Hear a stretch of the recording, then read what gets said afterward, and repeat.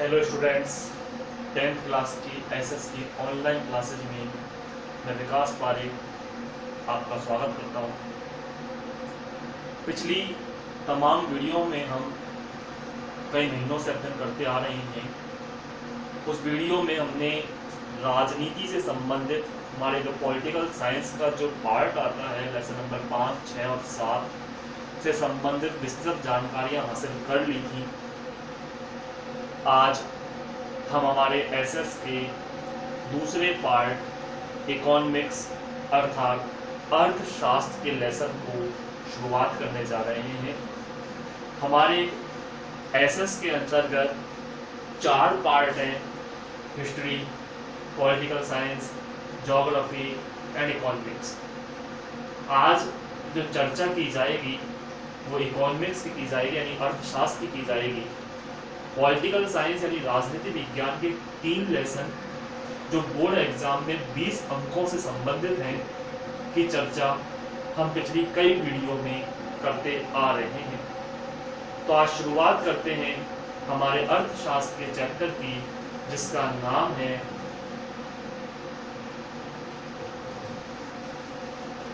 उपभोक्ता अधिकार। ये टॉपिक मैं आपको दोबारा पढ़ा रहा हूँ। पिछली एक वीडियो के अंतर्गत जिसमें मैंने रिकॉर्डिंग वीडियो भेजी थी, उसके बाद दोबारा से इस टॉपिक को पढ़ाया जा रहा है। तो ऐसे में जिन छात्रों ने पहले उस वीडियो का अध्ययन कर लिया था, दोबारा इस वीडियो का अध्ययन कर सकते हैं, क्योंकि वो वीडियो रिकॉर्डेड वीडियो थी, अर्थात वीडियो रिकॉर्डर से बनी हुई थी। यहाँ आप सामने इसको देख सकते हैं ब्लैक बोर्ड के माध्यम से, और साथ में आपके सामने मैं भी हूँ। तो ऐसी स्थिति में आपको यहाँ और बेहतर समझ में आएगा। उपभोक्ता अधिकार शब्द को पढ़ने से पहले हम उपभोक्ता शब्द का अर्थ जानते हैं। उपभोक्ता अर्थात शाब्दिक अर्थ देखें तो उपभोग करने वाला अर्थात इस्तेमाल करने वाला। यहाँ उपभोग का आशय सिर्फ खाने से नहीं है कि हमने उसका उपभोग कर लिया, उसको ग्रहण कर लिया, खा लिया। हम उसे किसी भी तरह से इस्तेमाल करें, चाहे हम आँखों से इस्तेमाल करें, जैसे टीवी लेकर आए तो टीवी का जो उपयोग होगा वो आँखों से ही होगा। इसके अलावा भोजन कुछ लेकर आए तो उसको खाने के उपयोग में, साइकिल लेकर आए तो हाथ पैरों से उसके उपयोग में। तो हम जो उपभोग कर रहे हैं, तो उपभोग करने वाला व्यक्ति उपभोक्ता कहलाता है। एक सामान्य शब्द में आता है, लेकिन उपभोक्ता की परिभाषा अगर सामने देखी जाए तो आप देख सकते हैं कि कीमत देकर वस्तु का अंतिम उपभोग करने वाला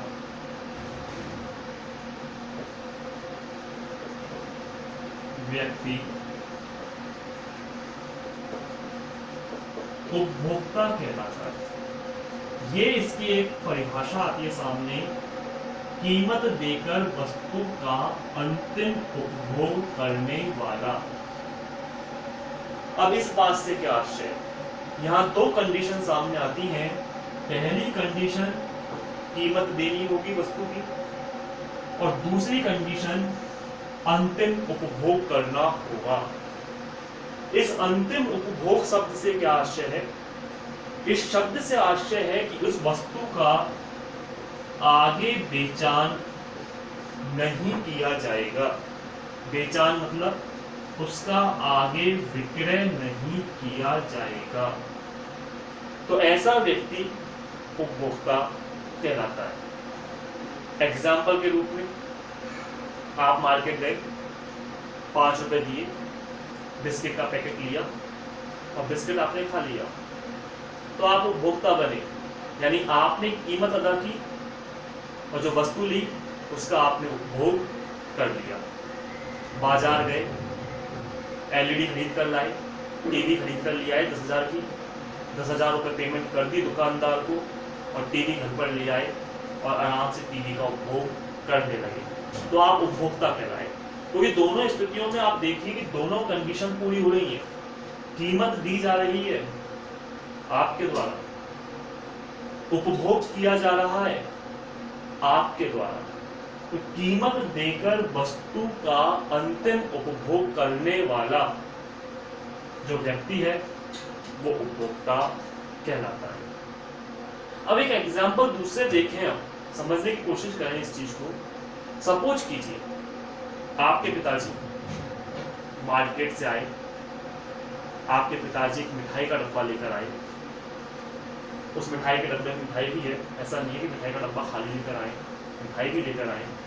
तो पिताजी मिठाई लेकर आए, पिताजी ने आपको मिठाई दी कि बेटा इस मिठाई को फ्रिज में रख दो, मैं थोड़ा सा हाथ पैर धो लेता हूँ, फ्रेश वगैरह हो जाता हूँ, उसके बाद हम सब मिलकर खाएंगे।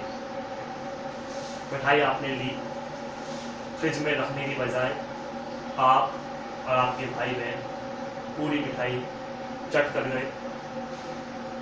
पिताजी बड़े सपने देख रहे थे कि चलो मिठाई खाएंगे आज, तो बड़े जल्दी जल्दी नहाए धोए, हाथ पांव धोए और बड़ी उम्मीदों के साथ बड़े सपने लिए, चलो मिठाई खाएंगे बच्चों के साथ। पिताजी के दिमाग में चली रही है ये बात मिठाई मिठाई की। पिताजी आए, आपसे कहा जा बेटा मिठाई का डब्बा ले आओ। आप मिठाई का डब्बा ले तो आए, लेकिन उस मिठाई के डब्बे में मिठाई नहीं, खाली डब्बा रह गया, क्योंकि मिठाई तो आप चट कर गए, मतलब खा। अब ये बात मैंने क्यों बताई? पिताजी में है मिठाई मिली नहीं, मिठाई आपने खाई है। यहां उपभोक्ता कौन बना? सोचिए, आप बने या पिताजी? क्योंकि परिभाषा के अकॉर्डिंग तो कीमत देकर वस्तु का अंतिम उपभोग करने वाला व्यक्ति उपभोक्ता है। पिताजी ने दी है कीमत, लेकिन उसका उपभोग तो किया है आपने। आपने उसकी कीमत नहीं दी और पिताजी ने उसका उपभोग नहीं किया। तो ऐसी स्थिति में अगर सामान्य नजरों से देखें तो उपभोक्ता कोई भी नहीं बना परिभाषा के अकॉर्डिंग। लेकिन परिभाषा के अंतर्गत अंतिम उपभोग का शब्द मैंने बताया था, बेचान यानी विक्रय। यानी यहां जो उपभोक्ता बनेंगे वो पिताजी बनेंगे। क्यों?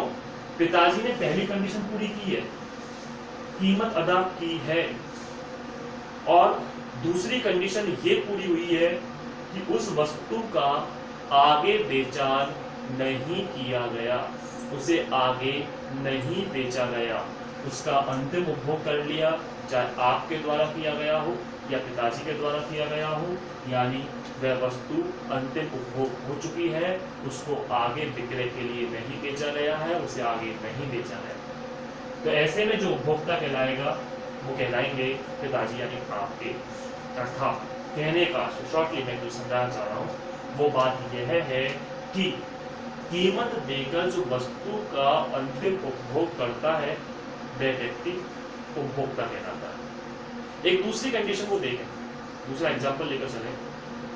आप मार्केट गए, बिस्किट का पैकेट खरीद लिया, आपकी बड़ी इच्छा है, भूख लग रही है, आपको बिस्किट खाएंगे। आपने 5 रुपये बिस्किट के दे दिए दुकानदार को, बिस्किट का पैकेट ले लिया। जैसे ही आप मुड़े, एक भिखारी बालक आपको दिखाई दिया जो आपसे भी ज़्यादा भूखा नजर आ रहा है। ऐसी स्थिति में आपने वह बिस्किट का पैकेट उस भिखारी बालक को दे दिया। तो कौन कहलाया उपभोक्ता? वो भिखारी बालक जिसने उसका उपभोग किया, या आप जिसने उसकी कीमत अदा की? यहाँ कहलाएंगे उपभोक्ता आप, क्योंकि कीमत अदा कर दी है आपने। पहली कंडीशन तो ये, और दूसरी कंडीशन उसका उपभोग हो गया है, यानी उसका आगे बेचान नहीं किया गया। आप उपभोक्ता तब नहीं होते जब आप उस बिस्किट को लेकर किसी अन्य व्यक्ति को बिस्किट बेच देते। 5 रुपए का बिस्किट खरीदा और 6 रुपए का दे दिया, तो आप उपभोक्ता नहीं कहलाए। अर्थात यदि किसी वस्तु का अंतिम बेचान नहीं किया गया है, अर्थात अंतिम उपभोग नहीं किया गया है और उसे आगे बेचा जा रहा है, तो तब तक कोई व्यक्ति उपभोक्ता नहीं बनेगा जब तक वो उसका अंतिम उपभोग नहीं करता। तो 2 कंडीशन सामने है, कीमत देकर वस्तु का अंतिम उपभोग करने वाला व्यक्ति उपभोक्ता कहलाता है। आइए चर्चा करते हैं। भारत सरकार के द्वारा एक कानून बनाया गया है, उपभोक्ता संरक्षण अधिनियम, जिसे अंग्रेजी में कोपरा कहा जाता है, COPRA,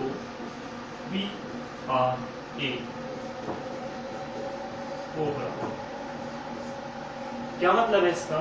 CO कंज्यूमर अर्थात उपभोक्ता, PR यानी प्रोटेक्शन यानी संरक्षण, और A अर्थात एक्ट।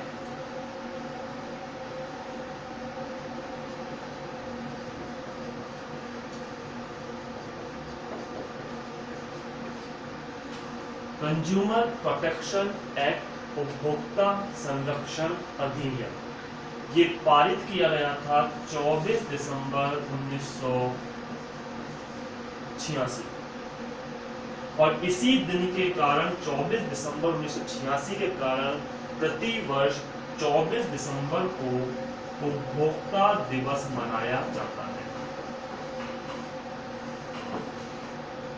तो बात कर रहे थे हम कि भारत सरकार के द्वारा एक अधिनियम पारित किया गया है, कोपरा कंज्यूमर प्रोटेक्शन एक्ट, जिसे 24 दिसंबर 1986 को पारित किया गया।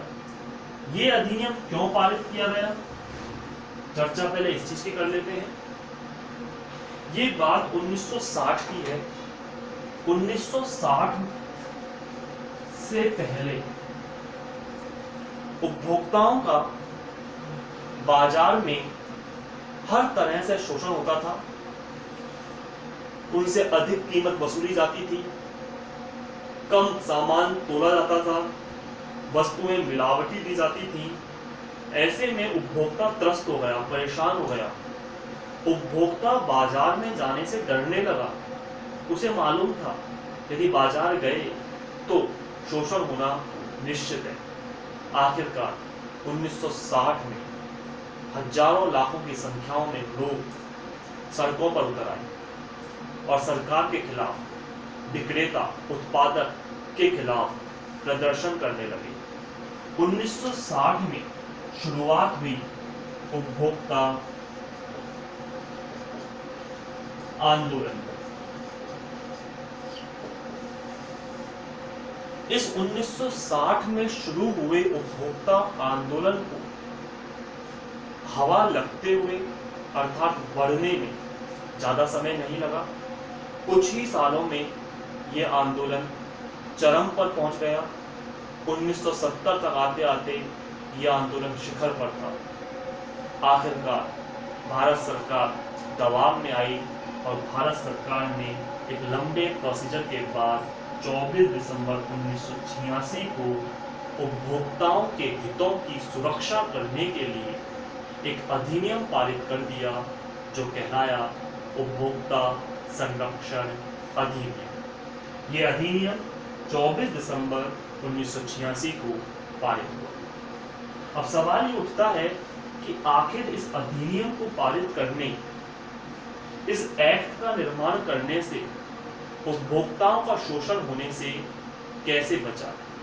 तो ध्यान दीजिए, उपभोक्ताओं को शोषण से बचाने के लिए भारत सरकार के द्वारा कुछ प्रमाणित चिन्ह प्रदान किए गए।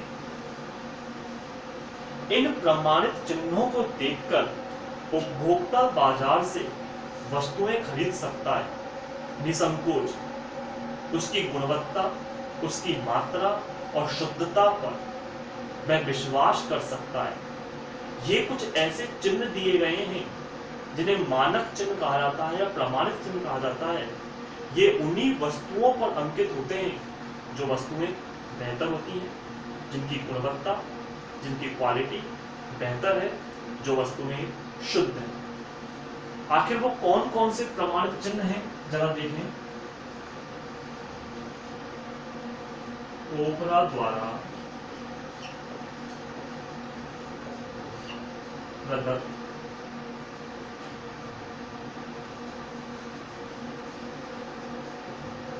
प्रमाणित या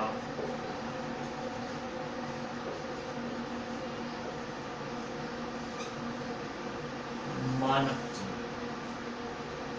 पहला आता है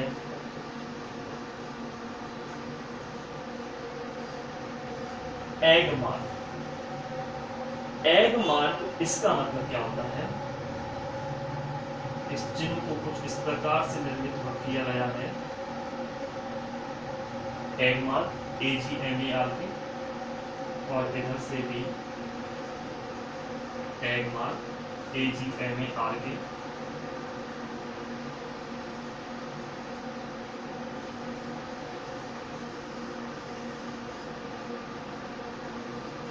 भारत सरकार और गवर्नमेंट ऑफ इंडिया, ये चिन्ह दिया गया है। कई बार इस चिन्ह के चारों तरफ भारत का मैप भी बना हुआ होता है, इंडिया का नक्शा भी बना हुआ होता है, एग मार्क लिखा होगा और बाहरी तरफ इंडिया का नक्शा रहता है।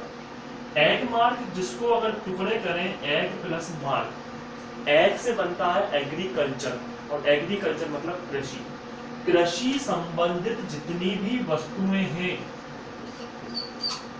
उन वस्तुओं पर ये चिन्ह अंकित होता है। अब कृषि संबंधित जो जैसे मिर्च है, हल्दी है, धनिया है, ये कृषि संबंधित वस्तु है, उन पर आपको ये चिन्ह प्राप्त होगा। लेकिन ध्यान रखना, यहाँ जो मिर्च, धनिया, हल्दी की बात की जा रही है, सब्जियों की बात नहीं हो रही है कि आप हरी मिर्च खरीद कर लाए हो, हरी मिर्च पर एग मार्क देखें, नहीं। डिब्बा बंद या पैकेट बंद जो वस्तुएं हैं, जैसे पिसी मिर्च, पिसी हल्दी, पिसा धनिया, ऐसी चीजें जो डब्बा बंद है या पैकेट बंद है, उन वस्तुओं पर ये चिन्ह अंकित होता है। जैसे घी, घी भी कृषि से संबंधित है। अब आप कहेंगे घी कृषि से संबंधित कैसे है? क्योंकि घी प्राप्त होता है पशुओं से, और पशु डिपेंड करते हैं ये कृषि पर। तो ऐसे में पशुपालन को भी कृषि से संबंधित रखा गया है। तो ऐसे में घी में भी एग मार्क अंकित होता है, घी के डब्बे पर, जो पैकेट बंद है या डब्बा बंद है, ऐसे वस्तुओं पर एग मार्क अंकित है। तो जिन वस्तुओं पर ये चिन्ह अंकित है, आप ये मान सकते हैं कि वह वस्तु शुद्ध है, उसमें गुणवत्ता अच्छी है, क्योंकि सरकार के द्वारा इसे प्रमाणित किया गया है। ये सरकार उन्हीं वस्तुओं को प्रमाणित करती है जिन वस्तुओं की जांच हो चुकी होती है, लैब के अंतर्गत प्रैक्टिकली रूप से वे गुणवत्ता में सही पाए जाते हैं। ऐसी वस्तुओं पर ही इन चिन्हों को प्रमाणित किया जाता है। दूसरा आता है FPO, जिसका चिन्ह कुछ इस प्रकार से बनता है।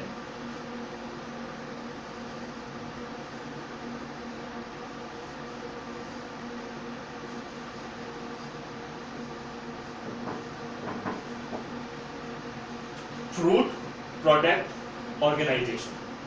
फ्रूट प्रोडक्ट ऑर्गेनाइजेशन फलों से निर्मित तमाम वस्तुओं पर ये चिन्ह अंकित होता है। जैसे अचार, मुरब्बा, जैम, सॉस, वे वस्तुएं जो फलों से निर्मित हैं, तो फलों से निर्मित वस्तुओं पर जो चिन्ह अंकित होता है वो चिन्ह FPO है। जिन चिन्हों पर, जिन वस्तुओं पर ये चिन्ह अंकित है, वे वस्तुएं बेहतर गुणवत्ता वाली हैं। तो FPO फलों से निर्मित वस्तुओं पर, और एग मार्क कृषि से संबंधित खाद्य पदार्थों पर। ये खाने वाली वस्तुओं पर, खाली खाने पीने की जो वस्तुएं, जैसे जैम, सॉस, इसके अलावा कोल्ड ड्रिंक्स भी आती है, जैसे माजा वगैरह आता है, तो वो भी आम से निर्मित है। ऐसी वस्तुओं पर ये चिन्ह अंकित होता है। कई बार इन दो चिन्हों के स्थान पर आपको ये देखने को भी मिलता है, फसाई, food safety and security authority of India. Food safety and security authority of India, ये एक संस्था है जो खाद्य पदार्थों से संबंधित वस्तुओं को लाइसेंस प्रदान करती है। जब तक कोई वस्तु जो खाद्य से संबंधित है, चाहे कुरकुरे हो, चाहे टॉफी हो, चॉकलेट हो, या फिर अन्य प्रकार की कोई भी चीज, जब तक फसाई से लाइसेंस प्राप्त नहीं हो जाता, तब तक वह वस्तु मार्केट में बेची नहीं जा सकती। इसके अतिरिक्त खाने पीने की वस्तुओं की बात करें तो दो चिन्ह ऐसे दिखाई देते हैं जो हरे रंग का चिन्ह होता है, एक होता है लाल रंग का चिन्ह। ऐसे बॉक्स के अंतर्गत हरे रंग की उसकी आउटलाइन और हरे रंग का अंदर सर्किल, उसी प्रकार से लाल रंग की आउटलाइन और लाल रंग का सर्किल। ये जो हरे रंग की वस्तु है वो शाकाहारी वस्तु है, अर्थात जिस वस्तु पर हरे रंग का इस्तेमाल किया गया है आप निसंकोच उसको खरीद सकते हैं, क्योंकि उसमें कहीं पर भी किसी भी प्रकार के मांस, मीट, चर्बी आदि का उपयोग नहीं किया गया। और जिन पर ये लाल रंग अंकित है, जिन वस्तुओं पर ये लाल निशान अंकित है, इसका मतलब है कहीं ना कहीं, चाहे थोड़ी मात्रा में ही हो या ज्यादा मात्रा में, उसके अंतर्गत ऐसी किसी वस्तु का इस्तेमाल किया गया है, जैसे मांस का, चर्बी का, या पशुओं के तेल का, या अन्य प्रकार के कोई वसा वगैरह जो है वो पशुओं से प्राप्त हो रही है, वो इसके अंतर्गत इस्तेमाल की गई है। तो ध्यान रखें, यदि आप शाकाहारी हैं तो वस्तुओं को देखकर खरीदें, कहीं उस पर लाल रंग का निशान ना हो और आप किसी मांसाहारी वस्तु का सेवन करें। और यदि मांसाहारी है तो कोई प्रॉब्लम ही नहीं है। तो लाल और हरा ये दो प्रकार के निशान होते हैं। हरे रंग का निशान होता है शाकाहारी वस्तुओं के लिए और लाल रंग का निशान होता है मांसाहारी वस्तुओं के लिए। इसके अतिरिक्त कुछ और भी निशान दिए गए हैं,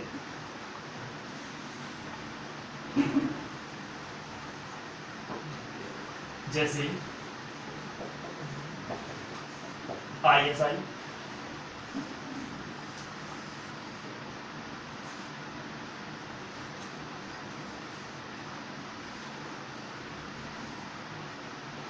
इंडियन स्टैंडर्ड इंस्टीट्यूट, इसका पूरा नाम होता है भारतीय मानक संस्थान, के द्वारा ये चिन्ह प्रदान किया गया है। सुरक्षात्मक उपकरण जो भी हैं, जैसे बिजली के बल्ब, पंखे, फ्रिज, कूलर, AC, मिक्सर, ऐसी वस्तुओं पर ये चिन्ह अंकित होता है। गैस सिलेंडर, प्रेशर कुकर पर भी इस चिन्ह को अंकित किया जाता है। अर्थात वे वस्तुएं जिनसे जान माल को हानि हो सकती है, वे वस्तुएं जिनसे दुर्घटना होने का अंदेशा बना रहता है, ऐसी वस्तुओं पर ISI अंकित होता है।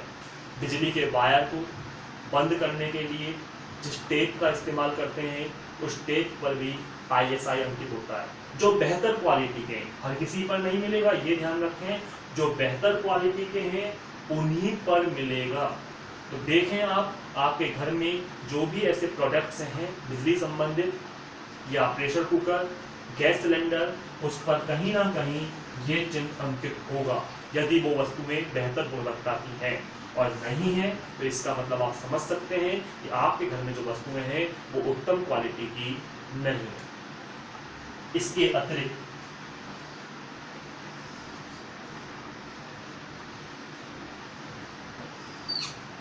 एक ये भी चिन्ह होता है BIS हॉलमार्क।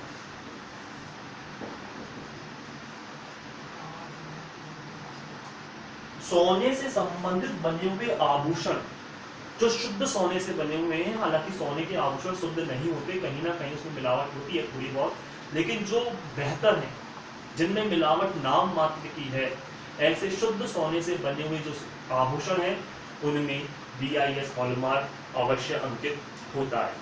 ये उन्हीं आभूषणों पर अंकित किया जाता है जिनमें कहीं प्रकार की मिलावट नहीं की गई है। हालांकि साइंस में आपने पढ़ा होगा, सोना चाहे कितना भी शुद्ध क्यों ना हो, उसमें दूसरी धातु का मिश्रण अवश्य किया जाता है। लेकिन एक तो ये है कि 100 ग्राम के अंतर्गत 50 ग्राम मिश्रण हो गया, और एक ये है कि 100 ग्राम के अंतर्गत 5 ग्राम मिश्रण है। तो जो बेहतर क्या है, ये वाला, क्योंकि उसके अंतर्गत मिलावट कम है, यहाँ मिलावट ज्यादा है। जिसके अंदर मिलावट बहुत कम होती है, ऐसे वस्तुओं पर, ऐसे सोने के आभूषणों पर BIS हॉलमार्क अंकित किया जाता है। तो कोबरा के तहत ये कुछ प्रमाणित चिन्ह प्रदान किए गए हैं।